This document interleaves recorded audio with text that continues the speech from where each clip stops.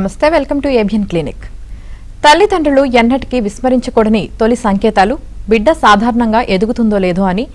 నేటి పిల్లల్లో కనిపించే అత్యంత సాధారణమైన ఎదుగుదల లోపాలు ఏమిటి? పిల్లల్లోని సాధారణ చురుకుదనం, ADHD లక్షణాలకు కారణాలేంటి? వాటి మధ్య ఉన్న తేడాను తల్లిదండ్రులు ఎలా గుర్తించగలరు? ఎదుగుదలలో లోపాలపై పిల్లలకు ఎలాంటి జాగ్రత్తలు తీసుకోవాలి? మరిన్ని వివరాలు తెలియజేయడానికి మనతో పాటు ఉన్నారు అంకుర హాస్పిటల్స్ నుంచి doctor Rohit Kiran Cherukuri garu, paediatric neurologist and developmental paediatrician. వారితో మాట్లాడదాం. Hello doctor garu. హాయ్ అండి, గుడ్ ఈవినింగ్. గుడ్ ఈవినింగ్ అండి. డాక్టర్ గారు, ముందుగా అసలు డెవలప్మెంటల్ మైల్ స్టోన్స్ అంటే ఏంటండి? తల్లిదండ్రులు వీటిని ఎందుకు గమనించాలి అంటే ఏం చెప్తారు? మనకి పిల్లలకి పుట్టినప్పటి నుంచి 5వ సంవత్సరం దాకా ఈ నెలలో ఇది రావాలి, 3వ నెలలో మెడ నిలపాలి, 5వ నెలలో బోర్లా పడాలి, 9వ నెలలో పాకాలి, సంవత్సరం అప్పుడు నుంచోవాలని చెప్పి ఈ నెలలో ఇది రావాలి అనేది స్ట్రిక్ట్ గైడ్ లైన్స్ ఉంటాయండి. సో అంటే 3rd మంత్లో మెడ నిలపాలి అంటే 3rd మంత్ అనే కాదు, 2 మంత్స్ నుంచి 4 మంత్స్ మధ్యలో నిలపాలని బ్రాడ్గా ఒక 2-3 మంత్స్ రేంజ్లో ఇస్తారు. సో ప్రతి పేరెంట్ కూడా ఈ డెవలప్మెంట్ ఎలా ఉంటుంది అనేది, డెవలప్మెంటల్ డిలే లేట్ ఏమన్నా అవుతుంది అనేది గమనిస్తే ముందుగానే డాక్టర్ దగ్గరికి తీసుకెళ్ళి డెవలప్మెంటల్ డిలేకి కారణం ఏంటి, దానికి ట్రీట్మెంట్ ఏంటి తెలుసుకోవడానికి అండ్ ఎర్లీగా ఇంటర్వ్యూన్ చేసుకుంటే ప్రోగ్నోసిస్, బేబీ యొక్క లైఫ్ బాగుంటుంది. ఓకే, అలాగే ఇప్పుడు నేటి జనరేషన్లో పిల్లల్లో ఎక్కువగా కనిపిస్తున్న డెవలప్మెంట్ డిలేస్ ఏంటి అంటే ఏం చెప్తారు సార్? సో ఈ జనరేషన్లో కామన్గా మనం చూస్తున్న స్పీచ్ డిలేస్ చూస్తామండి, మాటలు లేట్గా రావటము. నెక్స్ట్ కోవిడ్ తర్వాత ఆటిజం, ADHD లక్షణాలు ఎక్కువ చూస్తున్నాము. వాటితో పాటు మనము నడక ఇవి లేట్గా రావటము, ఇవి కామన్గా చూస్తున్నామండి. ఓకే సార్, అంటే ఇప్పుడు ఒక టాపిక్ వచ్చింది కాబట్టి అడుగుతున్నాను. కోవిడ్ తర్వాత ఆటిజం అనేది ఎక్కువగా వింటున్నాను. అయితే సోషల్ మీడియాలో ఒకటి నడుస్తుంది సార్, హల్చల్ చేస్తుంది. ఏంటి అంటే వ్యాక్సిన్ వల్ల ఆటిజం అన్నది ఎక్కువగా వస్తుంది అని చెప్పేసి సోషల్ మీడియాలో హల్చల్ చేస్తుంది. ఇది ఎంతవరకు నిజం సార్? ఒకప్పుడు అండి వ్యాక్సిన్ స్టెబిలైజ్ చేయడానికి థైమర్సాల్ అనే కాంపౌండ్ వాడేవాళ్ళండి, అందులో మెర్క్యూరీ కూడా ఉంటుందని చెప్పి అంటారు. దానివల్ల ఆటిజం వచ్చే రిస్క్ ఉంది అని చెప్పి అనేవాళ్ళు. బట్ ఇప్పుడు మనం యూస్ చేసే ఏ వ్యాక్సిన్లో కూడా ఆ ఎడిటివ్స్, స్టెబిలైజర్స్ వాడట్లేదు. సో ఇప్పుడు మనం పిల్లలకి ఇచ్చే ఏ వ్యాక్సిన్ వల్ల కానీ ఆటిజం రిస్క్ అనేది పెరగదు. అండ్ మనం చూస్తున్నాము వ్యాక్సిన్ వేసుకుంటే కంటే వేసుకోకపోవడం వల్లే చాలా రకాలైన ఇన్ఫ్లుయెంజా కానించి, నిమోనియా కానించి అన్నీ వచ్చి చివరికి మెదడువాపు వల్ల లైఫ్ స్పాయిల్ అయిన కిడ్స్ కూడా చాలా మందిని చూస్తాం మేము. సో అందరూ వ్యాక్సిన్ వేయించుకోవాలండి. ఓకే, అదొక అపోహ మాత్రమే అనమాట. అపోహ. ఓకే అండి. అలాగే సార్, మనం చూసినట్లయితే ఇందాక మీరు అన్నారు స్పీచ్ థెరపీ అన్నది చాలా ఇంపార్టెంట్. అంటే ఇప్పుడు పిల్లల్లో ఎక్కువగా మాటలు రావట్లేదు అన్నది ఎక్కువగా కనిపిస్తుంది అని చెప్పేసి. సో అయితే కొంతమంది పిల్లలు చిన్న వయసులోనే తొందరగా మాట్లాడేస్తారు, కొంతమంది చాలా డిలే ఉంటుంది. అసలు ఎందుకని, ఆ రీజన్ ఏంటంటే అలా డిలే అవడానికి కారణం ఏంటి? ఓకే, సో స్పీచ్ డిలేకి చాలా కారణాలు ఉంటాయండి. ఇప్పుడు అందరి పిల్లలు ఒకేలాగా ఉండరు, కొంతమంది ఫాస్ట్గా మాట్లాడతారు, కొంతమంది స్లోగా మాట్లాడతారు. సో జెనెటిక్స్ కూడా దానిలో పెద్ద రోల్ ప్లే చేస్తాయి. మనం చూసుకుంటే పాతకాలంలో చాలామంది మీ నాన్న స్లోగా మాట్లాడాడు, 5 years తర్వాత మాట్లాడారు, మీ బాబాయ్ 5 years తర్వాత మాట్లాడారు అని చెప్పి అంటారు. బట్ మనం తెలుసుకోవాల్సింది ఏంటంటే అది ఐసోలేటెడ్ స్పీచ్ డిలేనా లేదంటే కమ్యూనికేషన్లో లోపమా లేదా వినికిడి లోపమా. సో ఎవరన్నా చైల్డ్కి స్పీచ్ కనుక డిలే అయితే ఐసోలేటెడ్ స్పీచ్ డిలేనా తెలుసుకోవాలి, లేదంటే వినికిడిలో ఏమైనా ఇబ్బంది ఉందో తెలుసుకోవాలి, లేదంటే కమ్యూనికేషన్ లోపం, ఆటిజం లాంటి లక్షణాలు ఏమైనా ఉన్నాయి అనేది తెలుసుకోవాలండి. ఎందుకు తెలుసుకోవాలి? మనం సాధ్యమైనంత తొందరగా తెలుసుకుంటే, తొందరగా మనం కనుక ట్రీట్మెంట్ థెరపీ స్టార్ట్ చేసుకుంటే ప్రోగ్నోసిస్ అనేది చాలా బాగుంటుందండి. ఓకే, అంటే ఏ ఏజ్ వరకు ఛాన్స్ తీసుకోవచ్చు సార్? అంటే పర్లేదు ఇంకొక సంవత్సరం వెయిట్ చేయొచ్చు అనేసి ఒక టైం లిమిట్ ఉంటుంది కదా, ఏ ఏజ్ వరకు చూడవచ్చు సార్ అట్లాగా?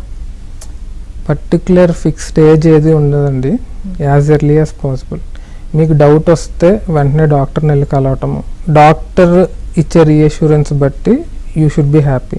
సో లేదు డాక్టర్ని కలవలేదు, మన ఇంట్లో పెద్దవాళ్ళు అంటారు కదా, ఇందాక చెప్పినట్టే లేట్గా వస్తాయి, ఫ్యామిలీలో నడుస్తాయి, అలా వదిలేసామంటే కనుక ఒక ఏజ్ తర్వాత, అంటే బ్రెయిన్ ఫస్ట్ 3 years న్యూరోప్లాస్టిసిటీ అంటామండి. అంటే ఎంత ఇబ్బంది వచ్చినా కానీ దాన్ని మళ్ళీ మాడ్యులేట్ చేసుకునే కెపాసిటీ బ్రెయిన్కి ఉంటుంది. సో యూజువల్గా మనకి ఫస్ట్ 2 years ఏం తేడా తెలీదు, మాటలు లేట్గా వచ్చినాయి కానీ ఆటిజం లక్షణాలు కానీ చాలా వరకు తెలీదు. సో ఆ 2 to 3 years అనే గోల్డెన్ పీరియడ్ ఉంటుంది కదా, అది ఏదైతే మిస్ అయ్యామంటే కనుక దాని తర్వాత ఎన్ని థెరపీలు ఇచ్చినా, ఎన్ని ట్రీట్మెంట్లు ఇచ్చినా రికవరీ అనేది ఫస్ట్ 3 years ఉన్నంత బాగా ఉండదు. So as early as possible మనకి డౌట్ ఉంటే డాక్టర్ దగ్గరికి తీసుకెళ్ళాలి, ఏమైనా ఇబ్బంది ఉందా లేదా తెలుసుకోవాలి, లేదు అంటే మనం హ్యాపీ, వాళ్ళు హ్యాపీ. ఓకే సార్, అంటే ఇందాక మీరు చెప్పారు పాతకాలంలో ఏంటి అంటే కొంచెం డిలేగా మాట్లాడారు అంటే కొంతమంది ఇందాక అన్నట్టు 2 ఇయర్స్కే మాటలు చెప్తా ఉంటారు, చిన్న చిన్న పదాలు. కొంతమంది 3rd ఇయర్కో లేదా 4th ఇయర్కో అప్పుడు స్టార్ట్ చేస్తారు చిన్నగా మాట్లాడటం అన్నది. అయితే ఇప్పుడు డౌట్ ఏంటంటే సార్, ఇప్పుడు పర్టికులర్గా ఇప్పుడు ఫ్యామిలీలో ఆల్రెడీ ఒకరికి అలా జరిగింది అనుకోండి, అలానే జరుగుతుందేమోలే, కొంచెం నిదానంగా మాట్లాడతారేమోలే అనుకుంటారు. ఇంకొకటి ఏంటి అంటే ఆడపిల్లలతో పోలిస్తే మగపిల్లలు కొంచెం లేట్గా మాట్లాడతారని కూడా అంటూ ఉంటారు కదా. సో అంటే ఎప్పుడు తెలుస్తుంది సార్ మనకి ఖచ్చితంగా అంటే వీళ్ళకి ఈ ప్రాబ్లం ఉందేమో? ఇప్పుడు మాట్లాడటం లేదా వినికిడి అన్నది ఏంటంటే మనం సౌండ్ చేస్తుంటే వాళ్ళు చూస్తున్నారా లేదా అన్నది మనం అబ్జర్వ్ చేస్తాం. బట్ మాటలకు వచ్చేసరికి మనకు అది తెలియదు కదా సార్. డాక్టర్ని ఎప్పుడు కలవాలి అన్నది ఎలా నోటీస్ చేయాలి? ఓకే, సో మనకి చైల్డ్కి 1 year వచ్చే టైంకి చైల్డ్ కనుక సోషల్ స్మెల్ అంటాము. అంటే మనల్ని చూసి నవ్వకపోయినా కానీ, పేరు పెట్టి పిలిచినా కానీ, పలకకపోయినా కానీ, 1.5 year ఏజ్ వచ్చే టైంకి ప్రిటెండ్ ప్లే అంటాం. అంటే ఒక టాయ్ తీసుకుని దానికి ఫుడ్ పెట్టినట్టు, డ్రెస్ చేస్తున్నట్టు, స్నానం చేయించినట్టు అలా చేయించకపోయినా కానీ, 2 yearsకి ఒక 2 word సెంటెన్సెస్ లాంటివి చెప్పకపోయినా కానీ, లేదంటే కనుక ఇమిటేట్ చేయడం పేరెంట్స్ని, గ్రాండ్ పేరెంట్స్ని, వాళ్ళు కళ్ళజోడు పెట్టుకుని కానీ, వాళ్ళు స్టిక్ పట్టుకుని కానీ, వాళ్ళు నడుస్తున్నట్టు ఇమిటేట్ చేయకపోవడము, ఇలాంటివి రాలేదు అంటే కనుక వెంటనే ఏమన్నా తేడా ఉందా అనేది చూపించాలండి. ఓకే, అలాగే ఇందాక మీరు అన్నారు సార్, అంటే చిన్నపిల్లలు పుట్టిన దగ్గర నుంచి ఎదిగే గ్యాప్లో ఒక ఏజ్లో మెడ నిలుపుతారు, ఇంకొన్ని రోజులకి బోర్లా పడతారు, పాకుతారు, నడుస్తారని. అయితే ఈ మధ్య కాలంలో కొంతమంది పిల్లలు పాకట్లేదు సార్, డైరెక్ట్గా నడుస్తున్నారు కదా. సో దానికి ఏంటి రీజన్ ఏంటి సార్?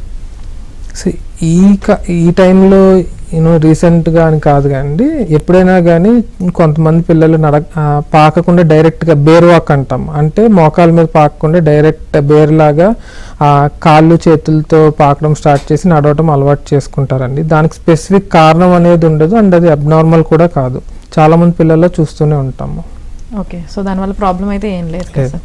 ఓకే, అలాగే సార్ ఇప్పుడు జనరేషన్ చూసినట్లయితే ఎక్కువగా మొబైల్ స్క్రీన్ అన్నది చూడటం, లేదంటే టీవీలు చూడటము, ట్యాబ్లో ఆడటం ఇలాంటివి చేస్తూ ఉంటున్నారు కదా సార్. సో ఇది బ్రెయిన్ డెవలప్మెంట్ మీద ఎంతవరకు ఎఫెక్ట్ పడుతుందంటే ఏం చెప్తారు?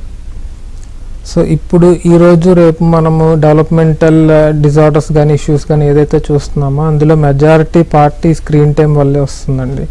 సో యూజువల్గా ఏం చెప్తారంటే ఫస్ట్ 2 years అసలు స్క్రీన్ టైమే ఉండొద్దని చెప్తారు. బట్ మనం ఏంటంటే మ్యాక్సిమం స్క్రీన్ టైం మనం ఆ టైంలోనే ఇస్తున్నాము. సో స్క్రీన్ టైం ఇస్తే ఏంటి అంటే ఇప్పుడు పిల్లలు ఏదైనా నేర్చుకోవాలంటే యాక్టివ్ లెర్నింగ్ ఉండాలి. అంటే పేరెంట్స్, గ్రాండ్ పేరెంట్స్ మాట్లాడుతూ ఉండాలి, చూపిస్తూ ఉండాలి, చెప్తూ ఉండాలి, అప్పుడు నేర్చుకుంటారు.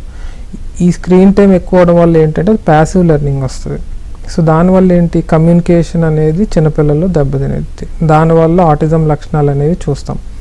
సో ఇదే స్క్రీన్ టైము పెద్ద పిల్లల్లో చూసారనుకోండి, చికాకు ఎక్కువడము, కాన్సన్ట్రేషన్ తగ్గటము, ఊరుకూరుకుని కోపం రావటము, ఇవన్నీ కూడా వచ్చే అవకాశాలు ఉంటుందండి.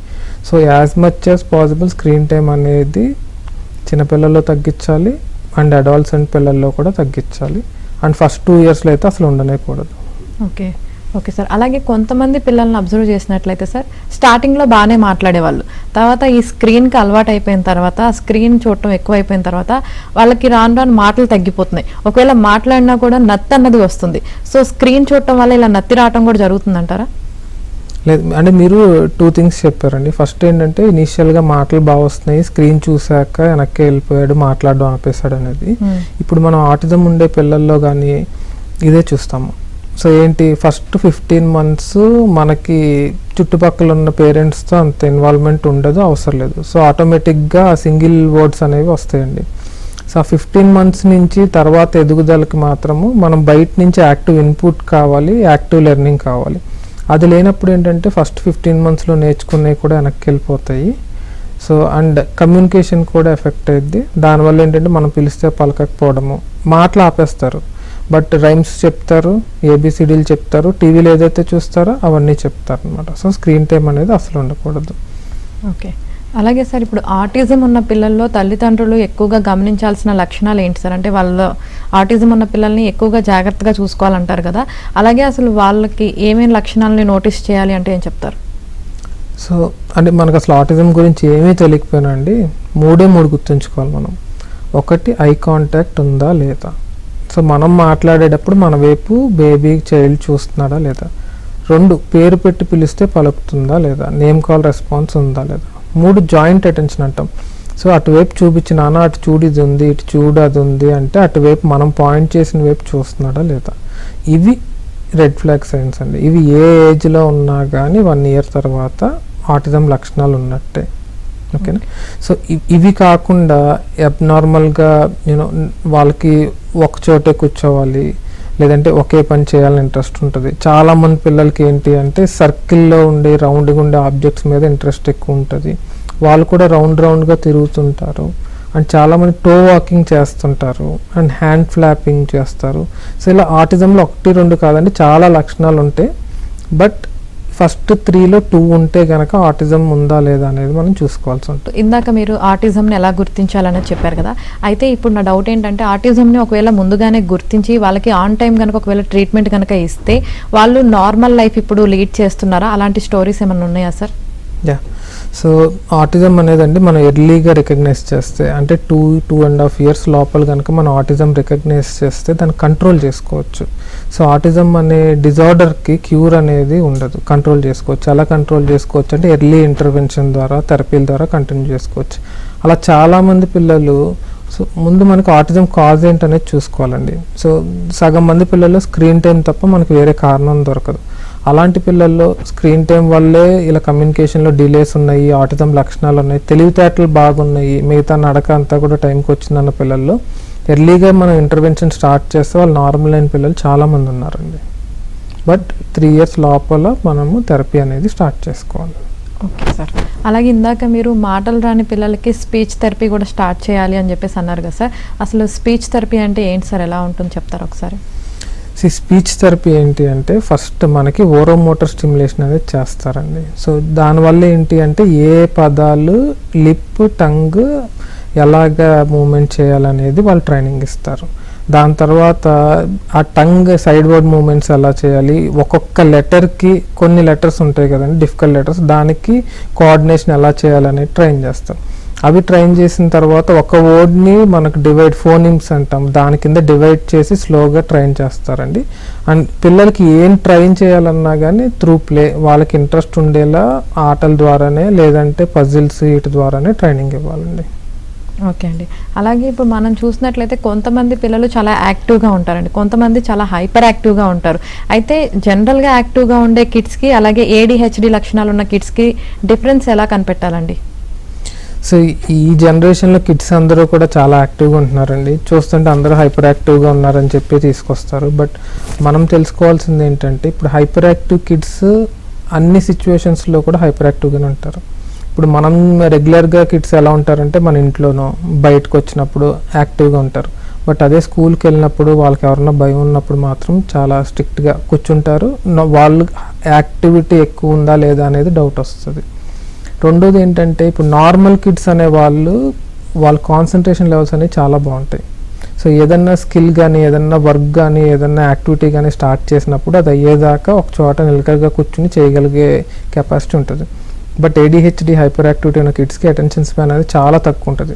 ఒక 5 minutes కూడా దేని మీద కాన్సన్ట్రేట్ చేయలేరు.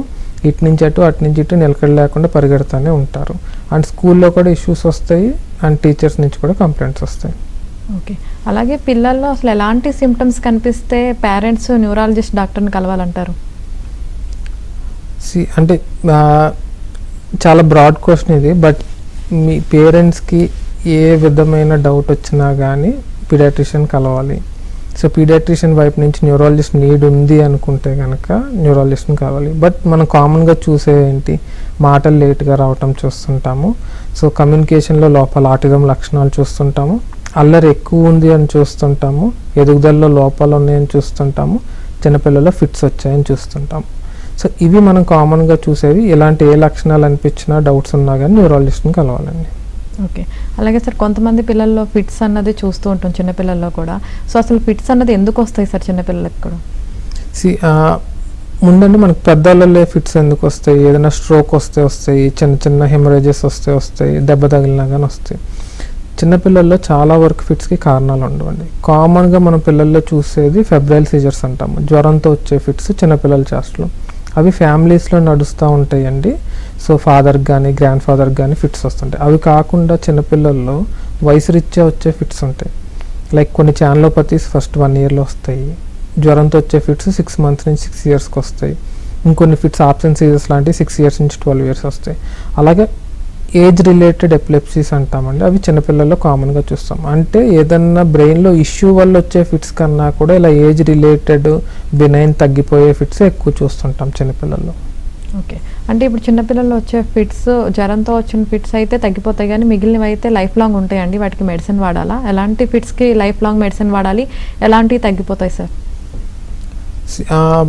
ఫిట్స్ మెడిసిన్స్ లైఫ్ లాంగ్ ఈ పేషెంట్స్కి వాడాలి కంపల్సరీ అనేది ఉండదండి. బట్ చిన్నపిల్లల్లో వచ్చే ఫిట్స్ని రెండింటి కింద డివైడ్ చేస్తాం. బినైన్ ఎపిలెప్సీస్ అంటాము, ఎపిలెప్టిక్ ఎన్సెఫలోపతీస్ అంటాం.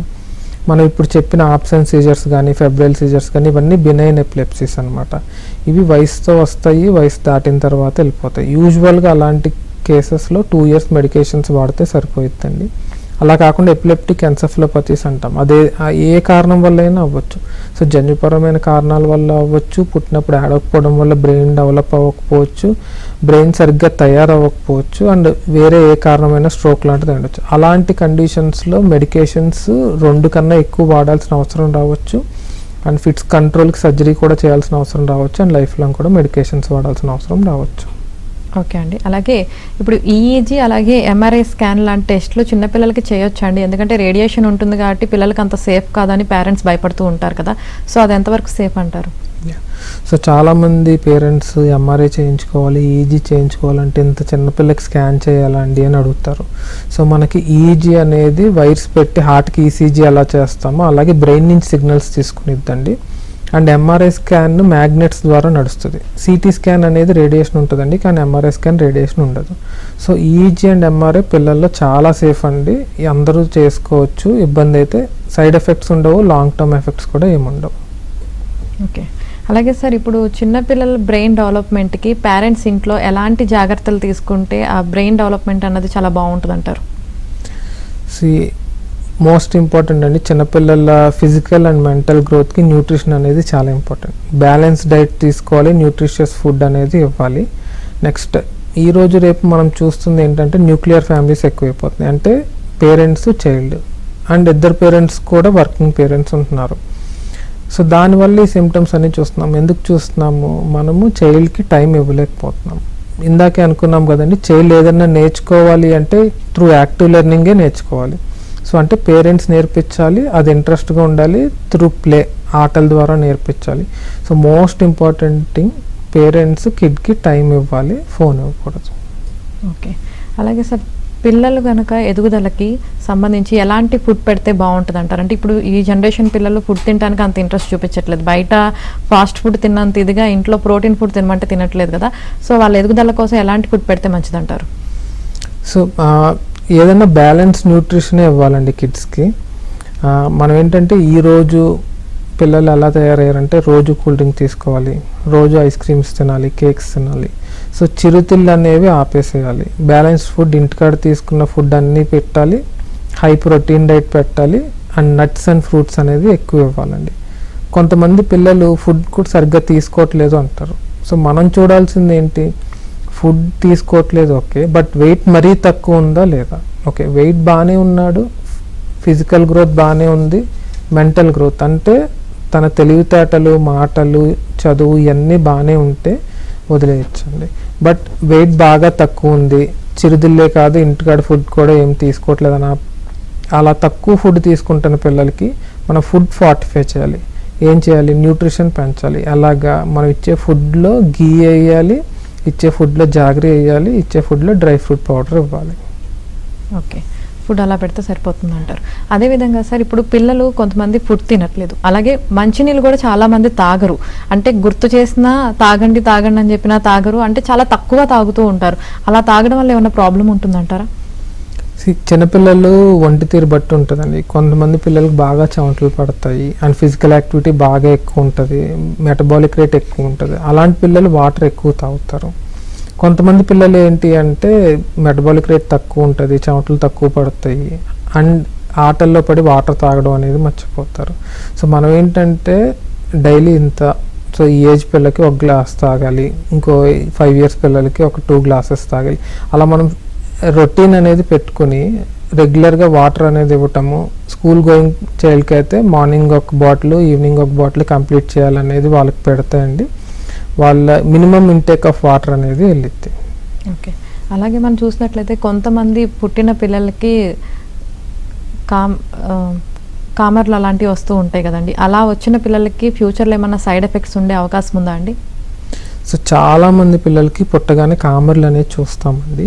చాలామంది పిల్లలకి వచ్చేసి ఫిజియోలాజికల్ జాండీస్ అంటాం. అంటే మన బాడీలో ఉన్న రక్తం శాతం ఎక్కువ ఉండటం వల్ల కొంచెం అనేది ఇరిగి కామెర్ లాగా వస్తుంది. బట్ కొంతమంది పిల్లలు రకరకాల కారణాల వల్ల కానీ ఫీడ్ సరిగ్గా తీసుకోకపోవడం వల్ల కానీ ప్యాథలాజికల్ జాండీస్ అనేది వస్తుంది. సో అలాంటి పిల్లలకి మనం బేబీ పుట్టగానే first day, third day, fifth day చెకప్కి ఫాలోఅప్కి రమ్మంటారండి. ఎందుకు రమ్మంటారు? కామెర్లు ఏమైనా ఎక్కువ ఉన్నాయా, నార్మల్గానే ఉన్నాయో చూడడానికి. సో రెగ్యులర్గా చెకప్కి వెళ్ళాలి. కామెర్లు ఎక్కువ ఉంటే ఫోటోథెరపీ తీసుకోవాలి. అది ఫీడింగ్ వల్ల అయితే ఫీడింగ్ ఎక్కువ ఇవ్వాలి. అండ్ ఆ కామెర్లు కనుక మరీ ఎక్కువ ఉన్నాయంటే కొన్నిసార్లు బ్లడ్ తీసి మార్చాల్సిన అవసరం కూడా రావచ్చు. అండ్ ఈ కామెర్లు అప్పటికప్పుడు ట్రీట్ చేస్తే సరిపోయిద్ది అనుకోవడం కూడా కరెక్ట్ కాదండి. ఈ కామెర్లు ఎప్పుడైతే ఎక్కువ వస్తాయో, అది కూడా రక్తం మార్చాల్సినంత ఎక్కువ వస్తాయో, ఆ కామెర్ల వల్ల మెదడులో ఇబ్బంది రావచ్చు, ఎదుగుదల సమస్యలు వచ్చే అవకాశం చాలా ఎక్కువ ఉంటుంది. సో అది కామెర్లే కదా అని తీసుకోకుండా మనము కామెర్లు అనిపించిన, కళ్ళు ఎర్రగా ఉన్నా, బాడీ ఎల్లోగా ఉన్నా కానీ వెంటనే డాక్టర్ని కామెర్లు ఎక్కువ ఉన్నాయా, సో పామ్స్ అండ్ సోల్స్ చేతులు కాళ్ళ దాకా ఉన్నాయా, దాన్ని బట్టి కామెర్లు టెస్ట్ చేసి ఫోటోథెరపీ పెట్టాలనేది చూపించుకోవాలి. ఓకే. అలాగే డాక్టర్ గారు, మనం చూసినట్లయితే ఇదివరకు జనరేషన్తో పోలిస్తే ఇప్పుడు జనరేషను, ముఖ్యంగా ఆడపిల్లల విషయానికి వస్తే కొంచెం 15 ఏళ్ళకి అట్లాగా మెచ్యూర్ అవ్వాల్సిన వాళ్ళు ఇప్పుడు ఎర్లీగా అయిపోతున్నారు, అంటే చిన్న వయసులోనే అవుతున్నారు. సో దీనికి సంబంధించి కొంతమంది ఏం చెప్తున్నారు అంటే, ఇప్పుడు మనం తినే ప్రతి ఫుడ్ కూడా కల్తీ అయిపోతుంది, దానివల్ల ఇంత తొందరగా మెచ్యూర్ అవటం అన్నది జరుగుతుంది అని చెప్పేసి అంటున్నారు. ముఖ్యంగా పాలు అలాంటివి అవాయిడ్ చేయండి అని అంటున్నారు. ఇది ఎంతవరకు నిజమండి? ప్రతి చైల్డ్ గ్రోత్కి పాలు, గుడ్డు అనేది బేసిక్ న్యూట్రిషన్ అండి. సో ఫస్ట్ 5 to 6 years మాత్రం పాలు కంపల్సరీ ఇవ్వాలి. సో కొన్ని ఫ్యూ కండిషన్స్ ఉంటాయి. పాలు పడకపోవడము, పాలు తీసుకుంటే రక్తహీనత రావటము, కాన్స్టిపేషన్, మోషన్ ప్రాబ్లం రావటము, అరగకపోవటం, అలా కొన్ని కండిషన్స్, అంటే 100లో 1 పిల్లలకు మాత్రమే ఆ ఇబ్బంది వస్తుంది. వాళ్ళు తప్ప మిగతా పిల్లలందరూ పాలు తీసుకోవాలి. బట్ మీరు అడిగిన క్వశ్చన్ ఏంటంటే, పాలు తాగడం వల్ల ప్రిమెచ్యూర్గా ప్యూబర్టీ వస్తుందా ఏంటి అని అడుగుతున్నారు. సో అంటే మన ఇండియాలో పాల క్వాలిటీ ఎలా ఉంటుంది అనేది మనకి స్ట్రింజెంట్ టెస్టింగ్ మెథడ్స్ లేవు కానండి. బట్ మన దగ్గరలో ప్యూర్ మిల్క్ అనేది దొరికితే కనుక దానంత బెటర్ న్యూట్రిషన్ ఇంకోటి ఉండదు. ఓకే.